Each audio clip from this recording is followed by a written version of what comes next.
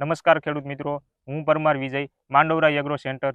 નમસ્કાર ખેડૂત મિત્રો, આજે આપણે વાત કરવાના છીએ બાયર કંપનીના એન્ટ્રાકોલ વિશે.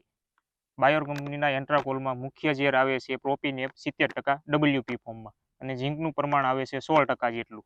આજે આપણે વાત કરવાના છીએ બાયર કંપનીના એન્ટ્રાકોલ વિશે.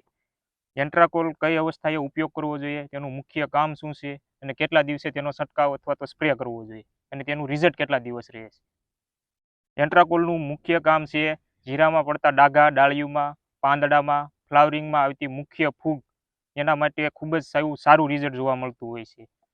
તેનું પર પંપમાં 35 થી 46 ml પ્રમાણ રાખીને તેનો સ્પ્રે કરવો જોઈએ અને એન્ટ્રાકોલમાં ઝીંકનું પ્રમાણ વધારે હોવાથી સળંગ ઉપયોગ કરવો નહીં, અથવા તો વાદળછાયું વાતાવરણ હોય તેનો ઉપયોગ ઓછો કરવો જોઈએ. એનું મુખ્ય કારણ છે તેમાં ઝીંકનું પ્રમાણ 16% જેટલું જોવા મળે છે. ઝીંક વધારે પ્રમાણ હોવાથી વાદળછાયા વાતાવરણમાં તમે ઉપયોગ કરો તો ડાળી પાતળી થવી અથવા ફ્લાવરિંગ ઓછું બેહવું, એ રીતના થોડુંક પ્રશ્ન આવતો હોય છે. એટલે એન્ટ્રાકોલનું માપ ઓછું અથવા તો ઓછો ઉપયોગ કરવો જોઈએ અને એન્ટ્રાકોલનો ઉપયોગ ફક્ત સ્પ્રેમાં જ કરવો જોઈએ, પટમાં અથવા તો પિયતમાં આપવું નહીં.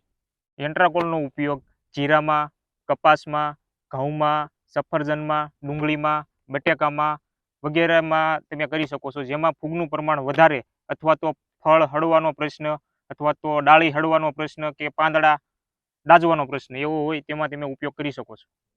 એન્ટ્રાકોલનો સ્પ્રે કર્યા પછી એન્ટ્રાકોલનું રિઝલ્ટ 10 થી 15 દિવસ જેટલું જોવા મળે છે. અને જો કોઈ ખેડૂત મિત્રોને એન્ટ્રાકોલ જોતું હોય તો તમને નીચે સ્ક્રીનમાં નંબર આવશે અને વધારે ઇન્ફોર્મેશન જોઈતી હોય તો એ નંબરમાં કોન્ટેક્ટ કરવો અથવા તો માંડવરા એગ્રો સેન્ટર ધારીમાં મળી જશે તમને.